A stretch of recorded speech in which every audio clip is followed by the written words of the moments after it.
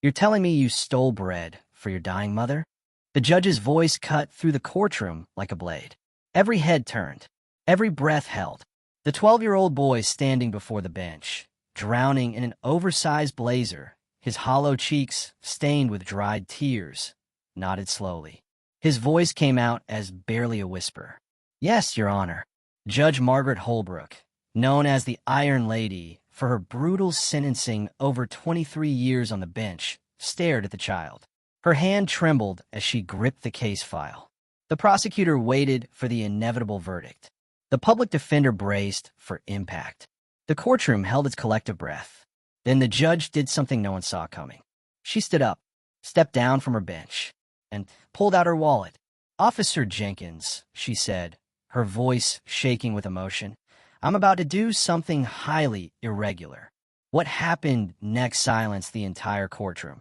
And what she said would make headlines across the country, sparking a national conversation about justice, poverty, and what we truly owe each other. But to understand why this moment shattered everyone in that room, you need to know how a good kid with no criminal record ended up stealing bread in the first place. And the answer will break your heart. 3 weeks earlier, Daniel Martinez had never imagined he'd become a thief. He'd seen them before.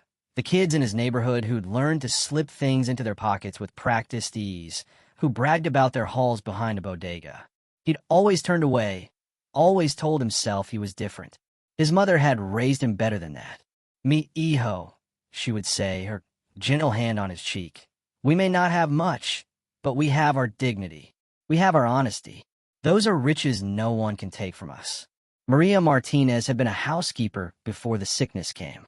She'd worked for wealthy families in the better part of the city, scrubbing floors, washing windows, folding laundry with care. The work was hard, but she'd never complained. Every night, she'd come home to their small apartment, a cramped 2-room space with peeling paint and a radiator that rattled more than it heated. And she'd smile at Daniel like he was the only thing in the world worth living for. And maybe he was. Daniel's father had left when he was 4. I just walked out one morning and never came back. No explanation. No goodbye. Daniel barely remembered his face now. Just fragments of memory, like trying to hold water in your hands. So it had always been just the two of them. Mother and son. A team. But 3 months ago, everything changed. Maria collapsed at work. One moment she was scrubbing a marble countertop in a kitchen bigger than their entire apartment, and the next she was on the floor, gasping for air, her chest tight, her vision blurring. The ambulance came. The hospital visit followed. Then came the diagnosis that shattered their world into 1,000 pieces. Chronic kidney disease. Advanced stage. The doctor, a middle-aged man with tired eyes and a too formal tone, had explained it to them like he was reading from a script he'd memorized years ago. Dialysis. Medication. Strict diet. Regular monitoring. The words blurred together in Daniel's mind, but one thing came through crystal clear. This was expensive. Impossibly expensive. Maria had no insurance. The cleaning company she worked for classified her as an independent contractor, a loophole that saved them money and left her with nothing. Medicaid applications took months to process, and even then, they didn't cover everything. The medications alone cost hundreds of dollars every 2 weeks. Dialysis treatments? Thousands. Maria tried to keep working, but her body betrayed her. She'd come home from a half-day of cleaning and collapse on the couch, her skin pale, her breathing shallow. Daniel would make her tea, help her to bed, and lie awake at night listening to her labored breathing through the thin walls. He was 12 years old, and he felt like he was drowning. School became an afterthought. Daniel had been a good student once. Not brilliant, but steady. He liked math, the way numbers followed rules and made sense when nothing else did. But now, his mind was elsewhere. How much money was left in the jar on the kitchen counter? Could they afford to turn the heat up tonight? When was Mom's next doctor's appointment? His teachers noticed. Mrs. Chen, his 7th-grade homeroom teacher, pulled him aside one afternoon. She was a kind woman, soft-spoken, with reading glasses that hung on a chain around her neck. "Daniel," she said gently, "is everything okay at home?" He wanted to tell her, wanted to explain that his mother was dying, that they had $43 to last them until the end of the month, that he'd stopped eating lunch so his mom could have more food, that he was terrified every single day that he'd come home and find her unconscious on the floor. But instead, he just nodded. "Everything's fine, Mrs. Chen." She didn't believe him. He could see it in her eyes, but she let him go anyway. What else could she do? At home, Maria was getting worse. She tried to hide it, of course. That's what mothers do. They smile through the pain. They pretend everything is okay, even when their world is falling apart. But Daniel saw through it. He saw the way she winced when she stood up, the way she left food on her plate because eating made her nauseous, the way she took smaller breaths like her lungs couldn't quite fill all the way anymore. And he saw the empty prescription bottles on the bathroom counter. "Mom," he said one evening, holding up the orange container, "your medicine. It's been empty for 3 days." Maria looked up from the couch where she lay, wrapped in a thin blanket that had seen better years. Her face was gaunt, her eyes sunken but still warm when they looked at him. She forced a smile. "It's okay, Mijo. I called the pharmacy. They'll have it ready soon." "When?" "Soon." "Mom." "When?" The smile faltered. "When we can afford it, Daniel." His chest tightened. "How much?" "Don't worry about it." "How much?" She was quiet for a long moment. Then, barely above a whisper, $218. $218. They had 43. Daniel felt something crack inside him. Not break, not yet, but crack. Like ice on a frozen lake, spiderwebbing outward from a single point of pressure. "I'll figure it out," he said. "Daniel, I'll figure it out, Mom." That night, he lay awake in his small bed, staring at the water-stained ceiling, and made a decision that would change everything. It happened on a Tuesday. Maria hadn't eaten in a day and a half. She'd given her portion to Daniel the night before, insisting she wasn't hungry, that her stomach was upset from the treatments. He'd known she was lying, but he'd been so hungry, his stomach had been gnawing at itself for hours, that he'd eaten it anyway. And then he'd lain awake that night, hating himself for it. The next morning, he woke to the sound of coughing. Not just coughing, gasping. He bolted out of bed and ran to his mother's room. She was sitting up in bed, her hand pressed to her chest, her face twisted in pain. "Mom, I'm okay," she wheezed. "Just a bad night." But she wasn't okay. He could see it in her hollow eyes, in the way her hands trembled. She needed her medication. She needed food. She needed help. And he had nothing to give her. Daniel got dressed in silence. He put on his worn sneakers, his thin jacket with a broken zipper. He walked out of the apartment and into the cold November morning. The sky was gray, heavy with clouds that threatened rain. The streets were already busy, people rushing to work, to school, to lives that kept moving forward while he stood still. He walked 4 blocks to the corner store. It was a small place, run by an older Korean man named Mr. Park. Daniel had been there 100 times before. Mr. Park was always nice to him, sometimes slipping him a free candy bar when his mother paid for groceries. Daniel pushed through the door. The bell chimed overhead. Mr. Park looked up from behind the counter and smiled. "Daniel, good morning. How's your mom?" Daniel's throat tightened. "She's okay." He wandered down the aisle slowly, his heart pounding in his chest. He wasn't a thief. He wasn't. But his mother was dying, and he was out of options. The bread was on the bottom shelf. Simple white bread, store brand, 99 cents. Next to it, on a different shelf, was a small section of over-the-counter medicines. He found what he was looking for: fever reducers, pain relievers. Not her prescription. He couldn't afford that, but something, anything to help her. His hands were shaking. "I'm not a thief," he told himself. "I'm not. But you're also not going to watch your mother suffer when you can do something about it." He glanced toward the counter. Mr. Park was helping another customer, an older woman buying lottery tickets. His back was turned. Daniel's hand moved before his mind could catch up. The bread slid into his jacket. The medicine bottle followed. His heart was hammering so hard he thought it might burst through his ribs. He turned toward the door. Hey! Time slowed down. Daniel looked back. Mr. Park was staring at him, his eyes wide, one hand pointing. "What did you just take?" "Daniel, what did you take?" "Run." That's what his body screamed at him. "Run. Get out. Go home." But his legs wouldn't move. He stood frozen in the middle of the store, the stolen items burning against his chest like hot coals. "I'm sorry," he whispered. "I'm sorry, my mom, she's—" "Empty your pockets." Now. Daniel did.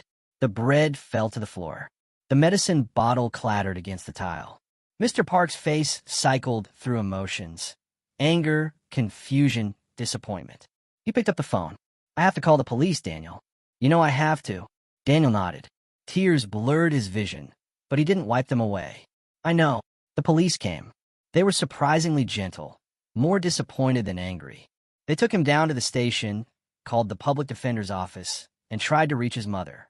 When they finally got through to the apartment, Maria answered, her voice weak and confused.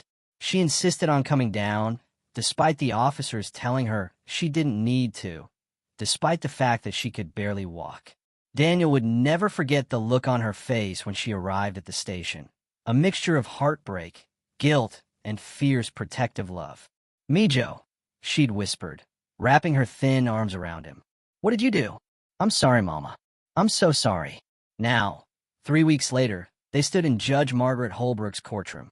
The prosecutor was a young woman, maybe late 20s, with sharp features and sharper suits. Her name was Ms. Fletcher, and she'd been assigned this case like any other. To her, this was simple. Theft is theft. The law doesn't account for circumstances. If you start making exceptions, where does it end? "Your Honor," Ms. Fletcher said, her voice crisp and professional, "the defendant has admitted to the theft. Mr. Park has testified that he witnessed the defendant conceal items and attempt to leave without paying. The evidence is clear. We recommend a sentence of community service and probation, with a suspended fine should the defendant reoffend. It was a light sentence, all things considered. Mercy in its own way, but it still meant a criminal record for a 12-year-old boy. It still meant Daniel Martinez would carry this weight for the rest of his life." The public defender, a tired-looking man named Mr. Hernandez, stood up. "Your Honor, my client is a minor with no prior record. His mother is severely ill, and they have no financial resources. While my client's actions were wrong, they were born of desperation and love, not malice. We asked the court for leniency." Judge Holbrook nodded slowly. She'd heard it all before. Poverty, sickness, desperation. The same story, different faces 1,000 times over. But something about this case felt different. She looked down at Daniel. Really looked at him. He was so small standing there. So young. His oversized blazer made him look like a child playing dress-up, not a defendant facing judgment. His hands were clasped in front of him, fingers interlocked, knuckles white. He wasn't crying, but his eyes were glassy, unfocused. She looked at his mother, sitting in the front row of the gallery. Maria Martinez looked like a ghost, pale, thin, barely there. But her eyes burned with intensity as she watched her son. Judge Holbrook took off her glasses. She set them down on the bench with care, then folded her hands in front of her. "Daniel Martinez," she said, her voice cutting through the silence. "Look at me, please." Daniel lifted his head. Their eyes met. "You stole a loaf of bread and medicine. Is that correct?" "Yes, Your Honor." His voice was barely audible. "Why?" He blinked. The prosecutor shifted uncomfortably in her seat. This wasn't standard procedure. "Why?" the judge repeated. Daniel's throat worked as he tried to find words. "My mom. She needed her medicine. We didn't have money. She's sick, really sick. And I couldn't watch her." His voice cracked. He stopped. Judge Holbrook nodded slowly. She was quiet for a long moment, and the courtroom held its breath. Then she did something no one expected. She stood up. Judges don't stand during sentencing. It's not protocol. It's not professional. But Margaret Holbrook wasn't thinking about protocol. She stepped down from her bench, her black robes rustling softly, and walked toward the front of the courtroom. Every eye in the room followed her. The bailiff looked confused. Ms. Fletcher's mouth fell open slightly. Even Mr. Hernandez looked bewildered. Judge Holbrook stopped in front of Daniel. She looked down at him. This child, this frightened boy who tried to save his mother the only way he knew how. "Daniel," she said softly, "do you know what the definition of justice is?" He shook his head. "It's not just about punishment. It's about fairness. About looking at the whole picture. About understanding not just what someone did, but why they did it." She turned to face the courtroom. I've been a judge for 23 years. I've seen poverty. I've seen addiction. I've seen violence and cruelty and every shade of human failing you can imagine. But I've also seen love. And what this boy did, stealing bread to feed his dying mother, that wasn't a crime born of malice. That was an act of love. Ms. Fletcher stood up. Your Honor, with respect, the law. The law, Judge Holbrook interrupted, her voice firm but not unkind, was created to serve justice, not replace it. And sometimes, Ms. Fletcher, justice requires us to look beyond the letter of the law and into the spirit of it. She turned back to Daniel. You did something wrong. You understand that, don't you? Yes, ma'am. But you also did something that many adults in this room lack the courage to do. You put someone else's needs above your own safety. You sacrificed yourself for your mother. Judge Holbrook reached into her robe and pulled out her wallet. The courtroom collectively gasped. She opened it, pulled out several bills, and then turned to the bailiff. Officer Jenkins, she said, please take this money and go to the pharmacy. Purchase Maria Martinez's prescription medication, the full amount, and stop by a grocery store and get some food. Real food. Enough to last them at least 2 weeks. Officer Jenkins, a burly man with 20 years on the force, looked like he might cry. Yes, Your Honor. But Judge Holbrook wasn't done. She turned to the gallery. I'm holding everyone in this courtroom accountable today. Not just Daniel Martinez. All of us. Because we live in a society that let the 12-year-old child feel like his only option is to steal bread for his dying mother. That's not his failure. That's ours. She pulled out her checkbook and wrote out a check. Then another. And another. This, she said, holding up the first check, is for Maria Martinez's medical bills. Consider it a donation. She handed it to Mr. Hernandez. This one is for their rent, paid 3 months in advance. She held up the third check. And this is for Daniel's defense fund, should Mr. Park choose to press civil charges, though I suspect he won't. The courtroom was dead silent. Judge Holbrook turned to Mr. Park, who sat in the gallery, his face unreadable. Mr. Park, you're a good man. I've seen your store in the neighborhood. I know you've given food to hungry kids before. I know you didn't want to be here today. Am I right? Mr. Park stood slowly. His voice was thick with emotion. Your Honor, I didn't want to call the police, but I had to. I have a business. I have rules. I understand, Judge Holbrook said, and I'm not asking you to ignore theft, but I'm asking you this. Do you want to press charges against this child? Mr. Park looked at Daniel, then at Maria, who was openly weeping in the front row. He was quiet for a long time. No, he finally said. No, I don't. Relief flooded Daniel's face. His knees almost buckled. But Judge Holbrook wasn't finished. She returned to her bench, put her glasses back on, and looked at the case file one more time. Then she looked at Daniel.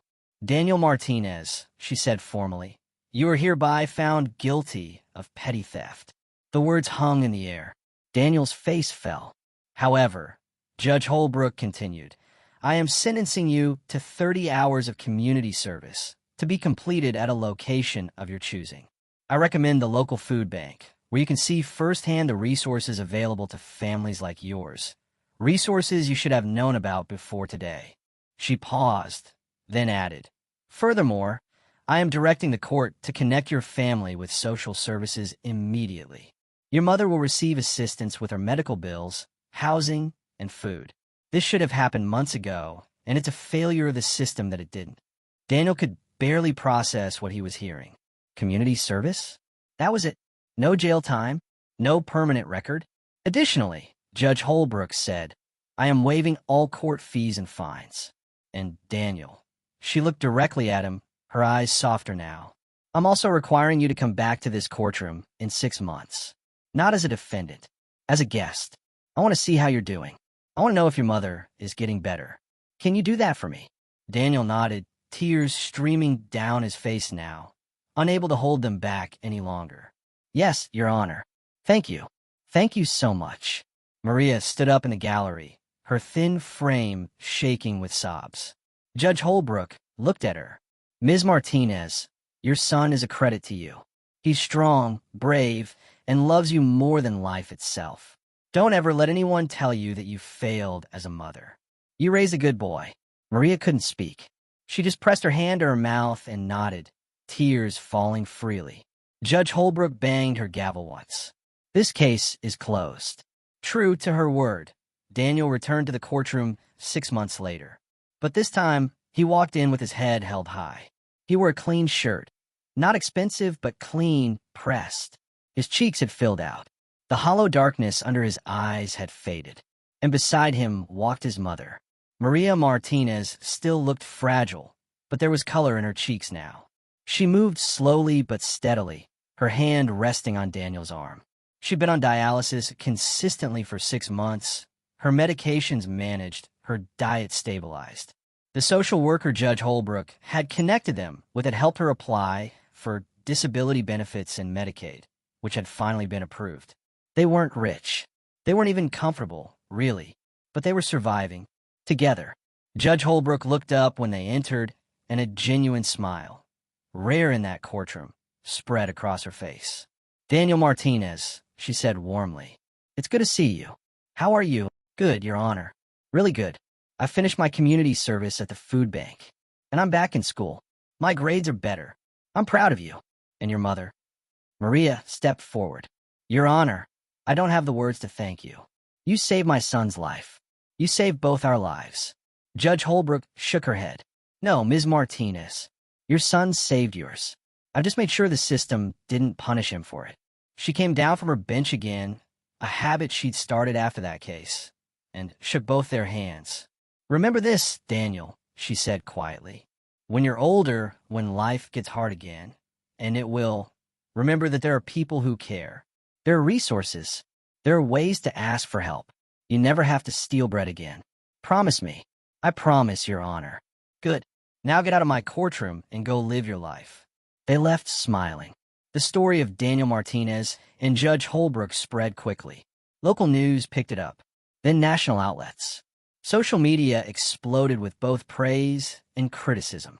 Some called Judge Holbrook a hero. Others accused her of being soft on crime, of setting a dangerous precedent.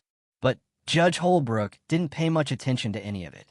She'd simply done what felt right, what felt just, because justice, she believed, wasn't about punishment alone. It was about understanding. It was about recognizing that sometimes, not always, but sometimes, the most criminal act is not the theft of bread, but the system that forces a child to believe stealing bread is his only option. Years later, Daniel would go on to finish high school. He'd get a scholarship to a state university. He'd study social work, determined to help families like his own. And one day, he'd stand in another courtroom, not as a defendant this time, but as an advocate, arguing for a child who'd made the same desperate choice he once did. And when the judge in that case asked him why he cared so much, he'd tell her the story of Judge Margaret Holbrook, the woman who taught him that justice isn't blind. It just needs to know when to truly see. When we see someone struggling, we have a choice. We can punish them for their desperation, or we can ask ourselves what kind of world creates that desperation in the first place. We can demand justice as judgment, or we can demand justice as restoration. Because at the end of the day, we're all just trying to survive. We're all just trying to take care of the people we love. And sometimes the most heroic thing you can do is extend compassion to someone who's run out of options and give them a way back. That's what Judge Holbrook did. She didn't just sentence a boy. She saved him. And in doing so, she reminded us all of something we too often forget. Justice without mercy is cruelty. But mercy with accountability, that's humanity at its finest.